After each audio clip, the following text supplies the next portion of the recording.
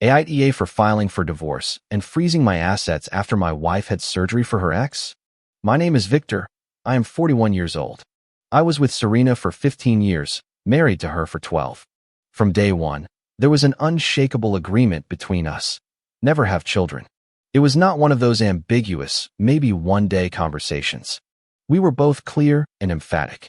Neither of us wanted kids. We loved our freedom, our money, our rest, our impromptu weekend getaways. We liked life exactly as it was. So much so that 5 years into our marriage, she had a tubal ligation. I took her to the clinic, took the day off work, cared for her during her recovery, and brought her soup and ice cream. That night, we celebrated with an expensive bottle of wine. We felt we were securing the life we both wanted, with no regrets, no doubts. We built our world around that decision. We had a beautiful house in a good neighborhood, solid savings, trips twice a year, a tropical one in the winter and one to Europe in the summer, and plans to retire early. Everything fit perfectly. 3 weeks ago, on a random Wednesday night, we were having pasta with a marinara sauce I was perfecting. We were talking about everyday things, the mess in the neighbor's yard, some issues at work, whether we should renovate the porch in the summer. Nothing out of the ordinary. Then, as casually as someone mentioning we were out of milk, Serena dropped the bomb. Ethan wrote to me. He wants to have kids with me. Ethan Russo, her ex from 16 years ago. The guy who dumped her for someone younger when she turned 30. The great love of her life, from what I had heard during our first year together. For months, she had told me how special that relationship was, how much she suffered when he left her. Then we simply stopped mentioning him. I assumed he was in the past. My fork hung suspended in the air. And you were telling me this why? I asked. Because I am thinking of reversing my tubal ligation. She replied as if it were nothing. The fork fell onto the plate with a clatter. I stared at her blankly, and then that soft, dreamy expression appeared on her face, as if she were talking about a perfect vacation. He realized it was a mistake to leave me. We have been talking for months. He wants to try again and have a family with me. Months? They had been in contact for months, and I had no idea. What do you mean you have been talking to him for months, and only now are you telling me? I retorted. At first, it was just messages, emails. Nothing physical. Then, calls, she said, as if that made it any less serious. So, you want to leave me for him? I asked. No, I do not want to leave you, she answered. And then came the truly absurd part. She explained that Ethan could not support children on his own. He was unemployed, but we could. That I had a good salary, the mortgage was almost paid off, and we had solid savings. That we could raise the children together as a modern family. She spoke with a chilling naturalness, as if she were suggesting we adopt a dog or remodel the bathroom. Are you asking me to raise your children with your ex? I said in disbelief. He would be involved too, just not financially, for now. He would be like the cool uncle who visits on weekends. He is very artistic. He would do creative things with them, she said, smiling as if she were describing something beautiful. A cool uncle who also happens to be their biological father, I shot back. You are exaggerating. You are making it sound weird, she said, annoyed. Why is it weird, Serena? It is completely absurd. She got defensive, sitting up straight in her chair. Her tone changed, and she started calling me close-minded. She said modern families come in many forms, that it could all be beautiful if I just opened my mind. She talked about how Ethan would bring values and creativity to the children's lives, while I, being logical and structured, would only bring financial stability. It all sounded rehearsed as if she had practiced a speech. Serena, you and I agreed not to have children. You had a procedure to ensure that. I reminded her. People change. I have the right to change my mind, she replied. Yes, you can change your mind, but you cannot bring your ex's children into my house and expect me to support them while he plays at being an artist, I said coldly. It is our house, our money. What is yours is mine, and vice versa. That is how a marriage works, she insisted. That is when it all clicked. She truly expected me to bankroll her second chance with Ethan. It was not an impulse, a cruel joke, or a sick test. It was a plan. She had thought it through, talked to him, researched tubal ligation reversal procedures, planned the new life they would have, and assumed I would simply say yes. I looked at her firmly and said, "Follow your heart, Serena." For a second, she smiled in relief. as if she had just received my approval. Really? You would consider it? I know it is not conventional, but I did not let her finish. I am telling you to do whatever you want, but do not count on me. I will not be a part of this, not emotionally, not financially. The smile vanished instantly. She looked at me as if I had slapped her. You are my husband. You cannot just abandon me. I am not abandoning you, I answered calmly. You are the one making a choice. I am just deciding not to be a part of it. He stood up without another word and went to bed. She did not speak to me for the rest of the night. The next morning, as I was making coffee, I saw her sitting at the kitchen table with her laptop open, researching tubal reversal surgeries. She was not hiding it. She was reading about success rates, patient testimonials, and comparing prices as if the decision was already made. That day, I made 2 calls from my office. The first was to Graham Collins, a lawyer whom a colleague had hired during his own divorce. The second was to my financial advisor to discuss asset protection strategies. They both agreed on the same thing. I needed to document absolutely everything, every conversation, every text message, every financial move. I had to build a clear paper trail from the very beginning. The reversal surgery was scheduled with a speed that surprised me. Serena had found a private clinic 2 hours away that specialized in fertility procedures. They offered her a slot in just 2 weeks if she paid up front. The total cost was $8,000 for the procedure, plus another $2,000 for anesthesia, facility use, and follow-up appointments. In total, about $10,000. And of course, guess who was supposed to pay? On a Monday morning, as I was having coffee before work, she slid a payment authorization form across the table. The clinic's logo was at the top. Below, a blank space for the amount. I just need your signature. The clinic requires full payment up front. They do not accept payment plans, she said with the utmost nonchalance. I looked at the paper, then at her. I am not paying for this. It is our money. We are married. We have joint accounts for a reason, she shot back. It is money for you to have another man's children. Count me out. Her face turned red. She started screaming at 7 in the morning, accusing me of financial control, emotional manipulation, and trying to trap her in a life she did not want. She talked about dreams, personal growth, and life changes we were supposed to face together. The neighbors probably heard every word. I did not argue. I grabbed my keys and went to work. An hour later, her sister Brianna called me. She never liked me. She always thought Serena had settled by marrying me, that I was too formal, and she deserved someone more free-spirited and creative. What is this about you refusing to pay for Serena's medical care? She attacked. It is not medical care. She wants to reverse her sterilization to have kids with her ex-boyfriend. She is your wife. You should support her. That means standing by her through everything, she insisted. Supporting her does not mean funding her romantic reunion with Ethan Russo, I replied coldly. You are being petty and controlling. You are stopping her from having children out of pure resentment, she accused. I do not want to pay to raise another man's kids. There is a very clear difference there. You will regret this when she leaves you, she said. I doubt it, I replied before hanging up. Over the next hour, Brianna bombarded me with massive text messages. She called me a bad husband, selfish, and predicted I would die alone. I stopped reading after the third one. Serena ended up withdrawing $15,000 from her retirement fund.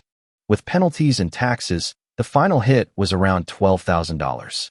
She was furious, convinced I had forced her into debt and that I was doing it to sabotage and punish her for being honest about her feelings. Meanwhile, I had already had my official meeting with Graham Collins. I brought printed copies of all our messages. From that point on, I communicated with Serena only through text. Every word was recorded. Me, just to confirm, you are having surgery to have Ethan's biological children. Her, yes. You promised to support me when we got married. Me, I told you to follow your heart. I never agreed to raise another man's children. Her, you are my husband. Of course you will help raise them. We are a team. That is what teams do. Me, and what exactly is Ethan's contribution to this team? Her, he will provide the genetic material and emotional support for the children. Me, and financially? Her, he is rebuilding his life.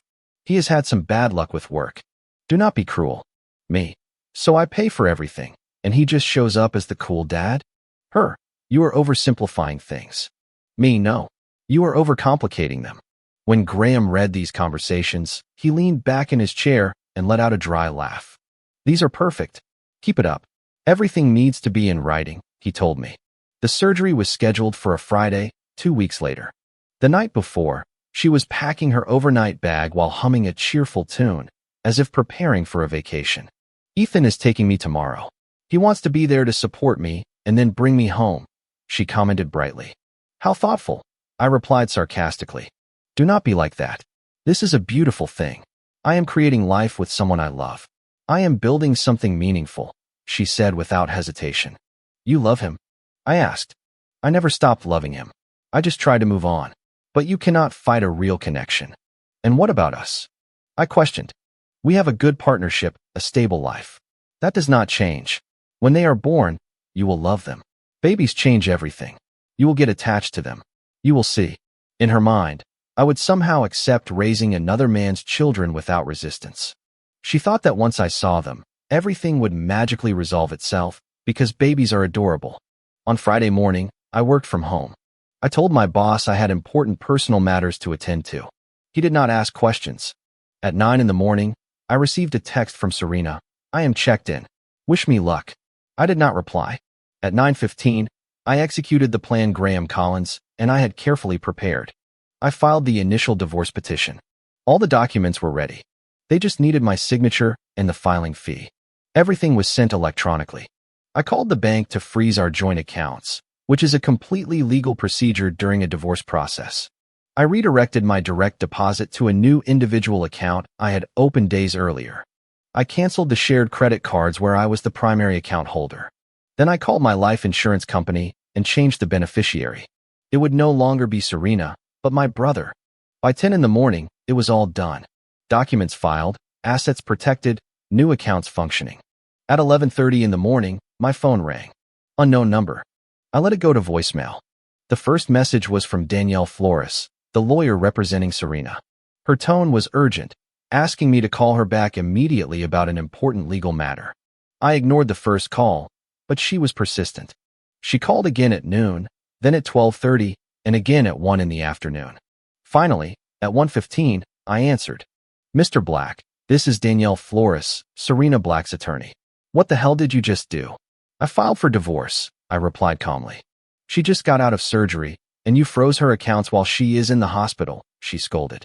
The decision was made the moment she chose Ethan and their hypothetical children over our marriage. I responded without hesitation. This is financial abuse. It is illegal. I am going to file to have your assets frozen too, she warned. It is not illegal. It is a standard asset protection measure in a divorce proceeding. Any family lawyer can confirm that. She needs access to funds. She has medical expenses, she retorted. She had access to $10,000. She chose to spend it on surgery so she could have another man's children. That was her choice, I replied coldly. There was a long silence on the other end of the line. I heard the sound of papers shuffling. She was probably reviewing the case information. You agreed to this arrangement. She claims you supported her, she insisted. I have text messages with timestamps and red receipts that prove otherwise. Would you like me to forward them to you? More silence. We will be in touch, Mr. Black, she finally said before hanging up. I leaned back in my home office chair. For the first time in a long time, I felt the weight on my shoulders begin to lift. The bomb had been dropped. Now, I just had to wait for the fallout. Serena came back on Saturday afternoon. Ethan dropped her off in front of the house. I watched from my brother's living room window, where I had been staying since Friday morning. I did not want to witness her reaction when she found out what I had done. Ethan did not even walk her to the door. He just parked his old 2009 Honda Civic with the dented bumper, helped her out, gave her a quick hug, and drove off. A true model father. 30 seconds later, my neighbor texted me. You have to hear this screaming. According to her, Serena found the divorce papers on the kitchen counter, exactly where I had left them. Her scream was so loud that the neighbor's dog started barking uncontrollably. Then came the chaos. She tried to order food through an app, but her credit card was declined. She tried to use her debit card at an ATM, account frozen. She called me several times. I did not answer any of them. I let all the messages go straight to voicemail. In just 20 minutes, she left 6 voicemails. At first, she sounded confused, then furious. then desperate, and finally, pleading. What did you do? Why did you freeze the accounts? This is insane. I need money. I need to eat.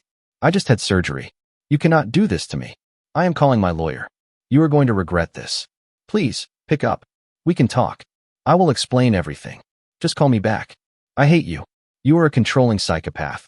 Are you trying to destroy me when I am vulnerable? I am sorry, we can talk. I am scared. I do not understand what is happening. I did not respond to a single message. On Sunday morning, the support committee arrived. Brianna, her mom Madison, a close friend, and Ethan himself. I knew this confrontation was inevitable, so I went straight to the house to face it. Brianna intercepted me before I even got up the porch steps. You are a monster, she yelled at me. She just had surgery. She is in pain. She can barely walk, and you do this. A surgery I did not want, did not approve of, and did not pay for, I retorted. Madison, short and thin, around 52, with a combative temperament, pointed her finger at me as she made her presence known. Marriage is about commitment, about getting through the tough times together. Commitment. I replied calmly. You want me to raise your ex's children while he plays dad on weekends? Where's the commitment in that? That is when Ethan spoke up. A skinny guy with a sloppy beard, a ridiculous man bun, a band t-shirt, and ripped jeans. Look, I know this is not normal, but we are trying to build something real. What matters is love, not money, he said with that faux spiritual voice. Ethan, I cut him off. With all due respect, shut up. You could not commit to her 16 years ago. You dumped her for someone younger. You have no job, no money, and now you have convinced her to ruin her marriage to have kids you cannot even support. You are either a master manipulator, or she has completely lost her mind. I love her. I have always loved her. I made a mistake, but I am ready now, he replied. Then you pay for everything. You support her. You build that authentic life you are talking about. I am between opportunities at the moment, he mumbled. Impressive, I said sarcastically. Surprising that you are unemployed. Brianna interjected. You are leaving her with nothing. She gave you the best years of her life, supported your career, turned this house into a home, and now you are kicking her out like this. She will receive what she is legally entitled to, half of the marital assets. But I am not financing Ethan's reproductive project. I will not raise another man's children, nor will I be a supporting character in their family fantasy. She chose to give the next years of her life to him, and every choice has consequences. Madison pulled out her phone and started recording, pointing the camera directly at me. This is financial abuse. You are kicking her out of the house and leaving her penniless. People need to know about this, she exclaimed. It is literally my house, I replied. It is in my name. I bought it before we were married. It is marital property. It does not matter who bought it, she retorted. It was at that moment that Graham Collins, who had come over to ensure nothing got out of hand, pulled a copy of the property deed from his briefcase. Actually, the property was acquired before the marriage. It was never refinanced, and her name was never added. Here is the documentation, he said with professional calm. Madison kept filming relentlessly, as if she were witnessing a major event. She muttered phrases about getting justice, raising awareness, and how the world had to see what was happening inside this house. Her tone was almost theatrical, as if it were a heroic act. With her phone held high, she walked down the hallway, filming Serena moaning and crying, narrating every second as if she were the star of a soap opera. After nearly an hour of unbearable tension, an entire hour of listening to every sarcastic comment, every exaggerated sigh, and every pre-rehearsed line, they finally left. When the door closed and silence returned to the house, Serena began to cry heavily. She said the surgical incisions hurt, that she needed to rest, that it was all too much for her. Brianna approached and helped her lie down in the guest room in my own house. The irony was not lost on me. She had made the decision to reverse her tubal ligation to have children with another man, and now I had to watch her rest comfortably under my roof, while I had no place of my own inside my own home. That guest room had been planned years ago to host family for the holidays, to have extra space for emergencies, not for my wife to move into after planning a child with an ex. And yet, there she was. I, on the other hand, ended up packing a makeshift bag and spending my nights at my brother's house, paying the mortgage on a house where I could no longer stay. Every brick, every corner, reminded me that it was no longer my home in practice, even if it was still legally mine. That same night, when the tension seemed to have subsided a bit, the landline rang. I had forgotten to block that line. When I answered, I heard her trembling voice. "Do you remember our wedding?" Serena said. "You promised you would stand by me, that you would do anything for me, that we were a team, you and me against the world." I was silent for a few seconds, trying not to lose control. "Yes, I remember perfectly," I replied. "But I also remember that promise had logical limits. Raising your ex's children is not part of any definition of team." She sighed as if performing for an invisible camera. "Could you not learn to love them?" she said in a sweet voice. "People raise children who are not biologically theirs all the time. There are families that work like that." "I could also learn to juggle," I retorted coldly. And as if that were not enough, she decided to quote Ethan. "Ethan says what is really happening is that you feel threatened by him, that you cannot handle him being in my life." I let out a low laugh. "Threatened by a man who has no job and is trying to convince you to finance his legacy? I do not feel threatened, Serena. I feel disgusted." "Why are you being so cruel?" she asked through sobs. "I am not being cruel. I am being realistic. You are choosing a life that does not include my boundaries. You want to have children with another man and have me finance that decision. Saying no is not cruelty. It is setting clear boundaries." On Monday, Serena decided to change her strategy. She posted a long text on Facebook, written like a feminist manifesto. She talked about financial abuse, controlling men, and women's right to decide about their own bodies without reprisal. It ended with phrases like, "My body, my choice," and "No one should punish a woman for choosing her future." The reactions were immediate. Her friends flooded the post with messages of support. "You are so brave. You deserve better. What a monster of a husband." But my friends, who knew the real story, quickly put things in context. One wrote, "Were you not the one who decided to get back with your ex to have kids? This is not about that." Another commented, "Just to confirm, you expect your husband to finance the kids you want to have with another man?" The post disappeared in less than an hour, and as expected, she blocked both of them. 2 weeks after the surgery, when everything seemed to have calmed down and people had chosen their sides, the next blow came. Danielle Flores, her lawyer, sent a formal notice, demanding full alimony for 5 years, $2,500 a month. The house in her name, half of my retirement funds, about $150,000, full payment for the tubal ligation reversal surgery, $10,000 plus post-op care costs. And the most surreal point of all, future child support for children who did not even exist yet, conceived with Ethan. When Graham Collins, my lawyer, read the document, he let out a laugh so loud it echoed down the hall. "This is the most creative thing I have seen in my career," he said, dropping the paper on the table and leaning back in his chair. "Future child support for children who do not even exist and would not even be yours. Unbelievable." Our response was immediate and firm. A standard division of assets, no alimony. Serena has a full-time job as an event coordinator with an annual salary of approximately $45,000. She can handle her own medical debt. I would keep the house, the assets would be split 50-50, and that is it. 3 days later, Danielle countered with an even more aggressive motion.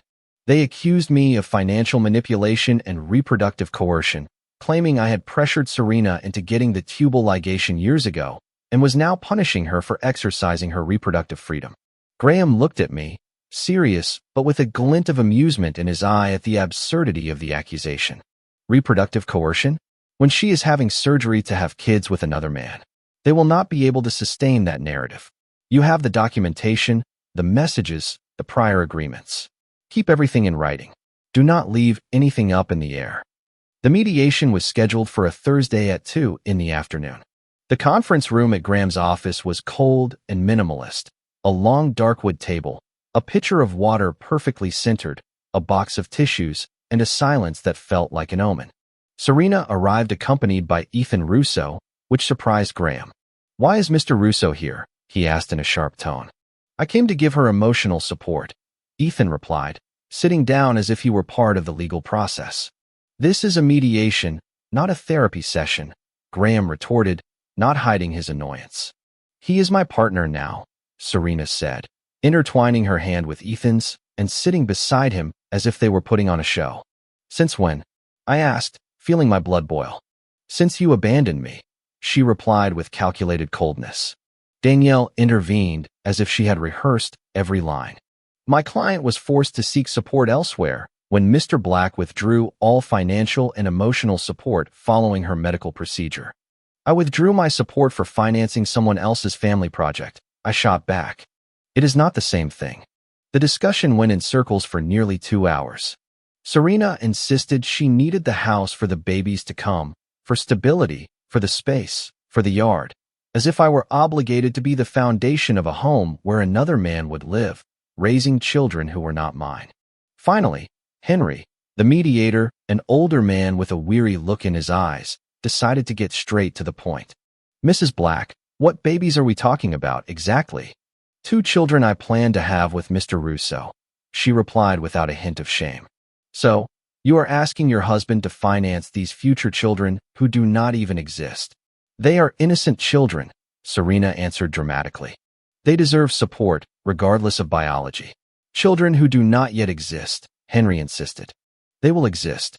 We are trying," she said.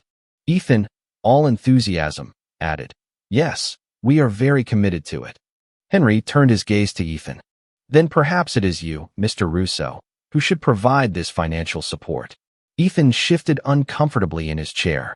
"I am an artist. My work is not about money. It is about creative expression and purpose." The silence that followed was almost comical. The ticking of the wall clock was the only audible sound. Henry raised an eyebrow and said, "So, you want to have children without a real income?" "Love is more important than money," he replied solemnly. Henry stared at him without blinking. "Babies need food, Mr. Russo, and food costs money." "That is a capitalist viewpoint," he retorted. I almost burst out laughing in the middle of the mediation, but Graham gave me a light kick under the table to keep me in check. The session ended without any agreement. She insisted on the house, the alimony, and support for her new life. I made it clear that I would not finance a project that did not belong to me. I flatly refused to offer anything beyond the standard division established by law in divorce cases. Graham Collins, my lawyer, filed a motion to expedite the divorce proceedings, citing irreconcilable differences and abandonment of the marital pact. The judge agreed to review the case and scheduled a preliminary hearing for the following week. Meanwhile, Serena and Ethan were acting like they owned my house. She had let him move in temporarily after his roommate, a guy named Logan, kicked him out for not paying rent for 3 consecutive months. When Logan got tired of waiting, he gave him 48 hours to pack his things and leave. Ethan, instead of sorting out his life, made himself comfortable in my house, the same one I was still paying the mortgage on, but could not stay in because Serena was recovering there and living with her ex. I, on the other hand, had to settle into the guest room at my brother's house. It was a small space with an uncomfortable futon and little air. Although my sister-in-law was kind at first, it was clear that my presence was starting to bother everyone. Her kids kept asking why Uncle Victor was living with them. One Friday night, around 10 in the evening, I got a text from my neighbor. "Ethan is moving furniture. Lots of noise. Thought you should know." Imagine my rage knowing that the guy with no job and no roof over his head was rearranging the furniture in my own house. The following Monday, before heading to work, I decided to stop by the house to make sure they had not destroyed it. His old Civic, dented and with peeling paint, was parked in my driveway as if it were his rightful home. On Saturday, tired of wearing borrowed clothes, I decided to go get more of my things. When I arrived and put my key in the lock, it simply would not turn. I tried again, nothing. Serena had changed the locks on my house, the same house I bought years before I even met her. I banged hard on the door. "Serena, open up," I said, raising my voice. Silence. I knocked again. "I need to get my things. Open the door." From inside, I heard her voice. "You are not welcome here." Then, I heard Ethan's voice approaching. "She lives here, bro. You abandoned her. You cannot just show up whenever you want." "It is my house. My name is on the deed," I replied. "Serena has residency here. You are being aggressive." "I am calling the police," he retorted with an insolent tone. "Do it. Please do it." And he did. I heard him clearly as he spoke to the dispatcher. "Yes, there is a man at the door of the house. He is threatening my girlfriend." Girlfriend? He called her his girlfriend when we were not even legally divorced. 15 minutes later, 2 police officers arrived, a middle-aged woman with a tired face and a young man. What is going on here? She asked. It is my house. My name is on the deed. My wife changed the locks without authorization and will not let me in, I explained. Does your wife live here? The younger officer asked. She is my wife, legally separated. The divorce is in progress. This property is an asset acquired before the marriage. She just stayed here and brought her partner with her. I have stayed away to avoid conflict, but I need to collect my belongings, I replied calmly. Sir, this is a civil matter. We cannot force entry. You will have to resolve this in court, the female officer said from the door. Ethan, with that self-satisfied smirk that made my blood boil, piped up. You hear that? Get lost. Stop bothering us. Sir, do you live here? The officer asked, looking directly at him. I am supporting Serena through a difficult time, he said shamelessly. Your name? She asked. Ethan Russo. The officer wrote it down and then, looking directly at me, said, Contact your lawyer. Settle this legally. They left. Ethan closed the door. I stood there on the walkway, staring at my own house as if I were a stranger. On Monday, Graham Collins filed an emergency motion for exclusive use of the property, attaching the deed, the mortgage payment stubs proving that only I had paid, and all the necessary documentation. The judge scheduled the hearing for Wednesday. Fast. On Tuesday night, a process server showed up at my brother's door. He handed me documents. Serena had filed for a restraining order. She claimed I had repeatedly shown up aggressively, controlled the finances to manipulate her, made threats, and that she feared for her safety. Lie after lie. It is the manipulator's handbook, Graham said. She is trying to create a narrative where you are the abuser. That way, she establishes residency and tries to keep the house through fear and victimhood. It is clever, but it will not work. The Wednesday hearing was a spectacle. Serena showed up wearing a floral maternity dress, as if she were part of a stage play. She could not be pregnant. Barely 3 weeks had passed since the surgery. Yet there she was, placing a hand on her flat stomach, playing the perfect victim. Danielle Flores, her lawyer, painted her as a vulnerable woman, economically controlled, terrorized by an aggressive ex-husband who used the property as a tool of domination. She spoke of dreams of motherhood, of stolen life projects, and of a supposed constant threat. Graham Collins responded with facts. He presented the property deed dated 3 years before our marriage. He showed the text messages where Serena planned her life with Ethan. He displayed the bank records, proving she had withdrawn $15,000 from her retirement fund. And as a final blow, he presented security camera footage from my neighbor, which clearly showed Ethan carrying boxes and rearranging furniture inside my house. The judge peered at her over his glasses. Mrs. Black, are you pregnant? He asked. Not yet, Your Honor, but I hope to be soon, she replied. With Mr. Russo? Yes, while she is still married to Mr. Black. He abandoned me emotionally, she answered with a trembling voice.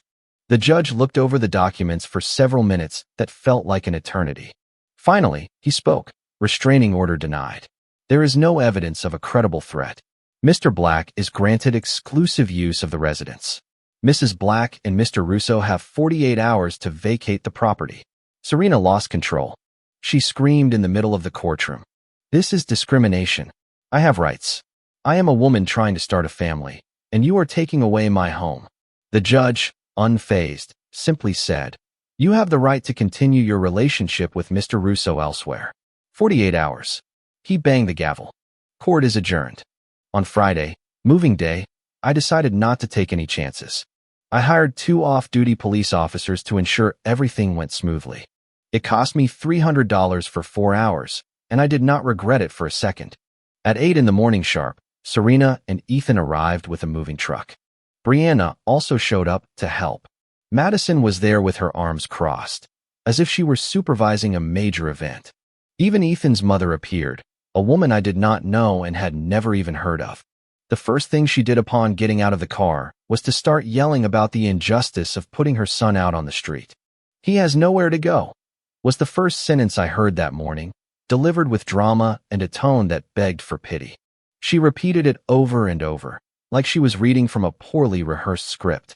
She was talking about Ethan, Her lover, a 38-year-old man who had spent months sleeping with my wife while I paid the mortgage on the house where they both lived as if nothing was wrong. The funny detail, if anything about this could be funny, was that this poor, lost soul was the same one who had helped destroy my marriage. I, of course, was the villain, the cold, insensitive man who did not understand life's struggles, who had no empathy because I had a stable job and did not pretend that misunderstood art justified not paying a single bill. Serena screamed at me nonstop, talking about the economic crisis, the lack of opportunities, how not everyone could be a privileged office worker. Every word sounded rehearsed, as if she were giving a speech to an imaginary camera. I simply stopped listening. I had heard it all too many times. Nothing surprised me anymore. While she dramatized, they began loading boxes into the truck parked in front of the house.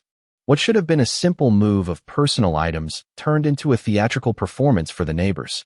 Serena exaggerated every movement, faked pain every time she lifted a box, bent over slightly, and placed a hand on her abdomen as if protecting a non-existent pregnancy. She did it with such precision it looked like she had practiced in front of a mirror. She wanted everyone to see her as the victim of a cruel story. Ethan, with the confidence of someone who believes they own what belongs to others, walked directly to the living room television, a 65-inch Samsung I had bought just 2 years earlier. He turned it off without even looking at me, with a calmness that made my blood boil, and started unmounting it from the wall bracket as if it were his. "That is mine," I said, crossing my arms. "Serena uses it," he replied brazenly. "She watches it every night, so it is hers." I wanted to laugh at the absurd logic, but I just pointed to the file cabinet in my office. "The receipts with the date, card number, and signature are in there. It is a fact, not an opinion." "Do not be petty, bro," he added, as if the situation were a private joke between friends. "Petty," I responded. "You sleep with my wife, try to take my television, and you call me petty?" That is when one of the officers present, an imposing, tall man with a firm voice and an impassive face, stepped forward. "Sir, leave the television where it is," he ordered. Ethan backed down without a word. He set the TV down with ridiculous care, as if it suddenly weighed 200 pounds. Typical of a bully, but only when there are no real consequences. Brianna, not to be outdone, went to the kitchen, knelt, and started unscrewing the legs of the table. "Serena needs furniture for her new home," she said without looking at me, as if her action were completely justified. "Then she can buy some." "With what money?" "You froze all her accounts," she retorted indignantly. "She works," I replied. "And Ethan is an artist. I am sure between the two of them, they can manage." "You are being cruel," Madison intervened, who was filming the whole scene with her phone like a war reporter. Her tone was theatrical, forced. She paced back and forth, seeking better angles. "This is financial abuse," she declared loudly. "This is how men punish women for leaving them. They kick them out of their homes, take everything from them. The world needs to see this injustice." "This," I replied calmly, pointing to the floor, "is my house. Public deed. Anyone can check." "It does not matter," she insisted. "She lived here. She has rights." Graham Collins, my lawyer, who had come to supervise and ensure everything was done legally, opened his briefcase with surgical precision. "Premarital assets," he said, showing the court order. "Exclusive use granted by the court." Madison kept filming, muttering about making me go viral, exposing an abuser, and other prefabricated phrases that sounded like a cheap social media script. The most tense moment came at noon. Serena approached my grandmother's dining set, a mahogany table with 6 chairs that had been in my family for 3 generations. It was more than a piece of furniture. It was history, a legacy. When I saw her with her hands on one of the chairs, dragging it toward the door, I felt a hot current rush up my spine. "Do not even think about it," I said sharply. "Put it down. Now." "We picked it out together," she replied, her tone a mix of defiance and feigned sadness. "No, I inherited it when my grandmother passed away. You were just present when I brought it home." "I need it for the babies," she said suddenly. "What babies?" I asked, unable to contain my disbelief. 3 weeks had passed since her surgery. It was impossible for her to be pregnant. "The future babies. When the children arrive." "There is no we, Serena. You are with him." Leave the table and go. That is when she broke down crying. Not a quiet cry, but a deafening spectacle of sobs, screams, and gasping breaths. She wanted everyone to believe I was a monster. You are cruel. You have no heart. I wasted 15 years of my life with you, and this is how you repay me. It was a strange way to describe a marriage she had betrayed. Ethan puffed out his chest, trying to look like the hero he never was. You need to respect her. She is going through a lot. Respect? You are sleeping with my wife, living in my house, trying to steal my TV, and you are demanding respect. I am defending the woman I love. You love her so much you cannot even support her. How romantic. One of the officers stepped between us before the tension could escalate further. They finally left around 2:30 in the afternoon. The truck departed half empty because most of the valuable furniture was mine. They only took clothes, kitchen utensils, some bathroom items, and personal belongings. Before leaving, Serena rolled down the window. Her eyes were red, but not from real pain, from restrained anger. You are going to regret this, she told me. When you die alone, miserable, and with no one to love you, you will remember this day. Better that than raising Ethan's children, I replied without breaking eye contact. The truck disappeared down the street. One of the officers patted me on the shoulder. Tough situation, man. Yeah, but you will be okay, believe me. I hoped he was right. 3 days later, I got a call from Brianna. It was the first time she had spoken to me without yelling. Her voice sounded exhausted, tense, as if she had been holding back frustration for days. I am not calling for them, she said. I am calling for me. They are driving me crazy. They need to get out of my house. Could you lend them some money? No, I replied flatly. Silence. I could picture her expression on the other end of the line. Ethan is not looking for a job. He says he is processing the trauma of the move. I can imagine. And Serena will not stop talking about potential baby names. She is not even pregnant, but she already has notebooks full of lists. Still, I asked. Yes, they are trying. There was a pause. And they are trying very loudly in my guest room. My kids are 8 and 10. They are starting to ask questions I do not want to answer. And you want me to give them money so they can continue this? I said. Brianna sighed. You are right. This is insane. I do not know what she was thinking. I did not need to say anything more. She hung up. An hour later, I received a text from her. Sorry for everything. You were right. Meanwhile, the divorce proceedings continued their methodical and cold course, much like everything she had failed to build with me, but had succeeded in destroying. Danielle started taking longer to respond to Graham Collins' calls. What was once immediate now took hours, even days. You could tell the initial momentum of the case was fading. Realizing her legal position was weakening, Serena started making desperate proposals. The latest one arrived that very morning. She was asking for $20,000 in cash. In return, she promised to disappear from my life. No house, no alimony, no future claims, just the money, and that was it. I remember how Graham looked at me and said calmly, Actually, it is not a bad offer. You will spend more than that if this goes to trial. And not just money, your time and your mental health too. I just stared at him in silence. She cheated on me with an ex, tried to get me to raise her child, changed the locks on my own house, and filed a false restraining order to kick me out. On top of that, she tried to take antique furniture that belonged to my grandmother. She did not deserve a penny more than what the law entitled her to. Graham nodded. It is your decision, but the proposal is quite reasonable. My answer was simple and firm. No. On Thursday, while reviewing some emails, I received a message from an unknown number. It was Ethan Russo. We need to talk. Man to man, he wrote. I did not reply. I am trying to do this right. With respect, you are sleeping with my wife. Respect is not part of this. She is divorcing you. She is not my ex-wife yet, genius. The papers are not signed. I just want you to know that I am going to take care of her. I will be by her side. She will not need anything from you. And with what money do you plan to do that? Love does not need money. Babies do. Rent does. So does food. Good luck with that. From there, he started sending me endless paragraphs about destiny, soulmates, and how he and Serena were predestined to be together. He called me selfish for interfering in their love story. He said you cannot stop the inevitable. When I got tired of reading, I replied, You had your chance 16 years ago. You left her for someone younger. You broke her heart. Now that you are broke, you are looking for a life raft. Serena offered herself up. Not my problem. You are bitter, he replied. No, just realistic. I blocked his number. He did not bother me again. The next day, Friday afternoon, while I was in a meeting, I got a notice from reception. There is a Serena Black here. Says it is urgent. I went down with a knot in my stomach. I found her in the lobby, looking completely worn out. Her hair was greasy, tied back messily. No makeup, wearing the same clothes she had on 3 days earlier. She had deep dark circles under her eyes. Talk to my lawyers, I said as soon as I saw her. That is what they are for.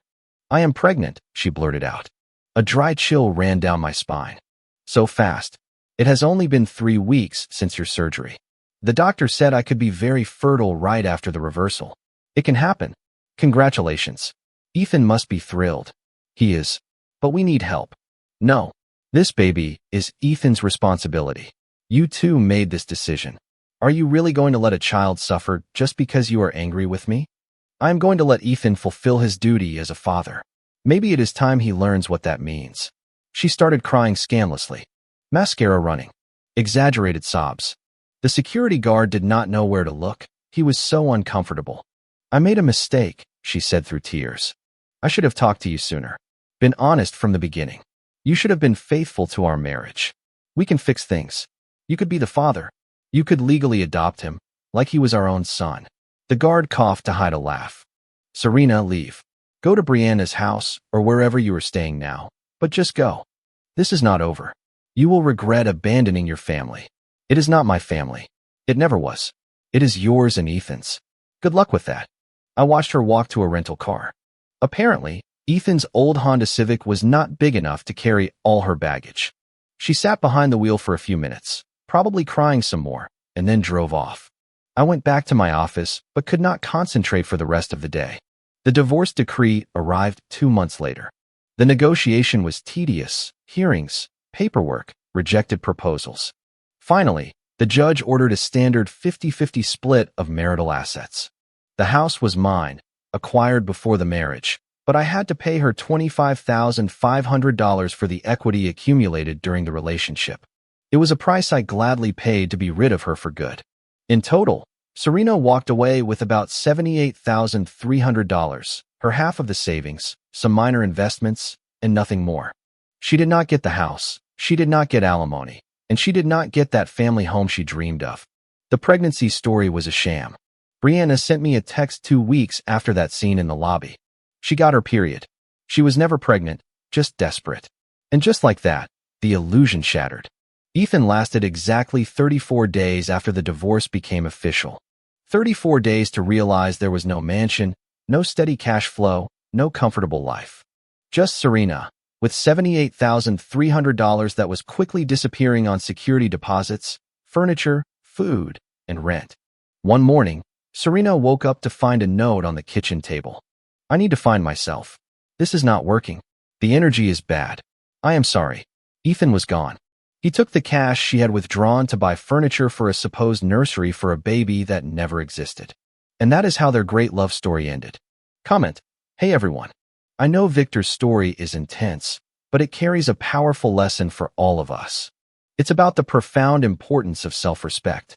Sometimes, the most loving thing you can do for yourself is draw a firm line.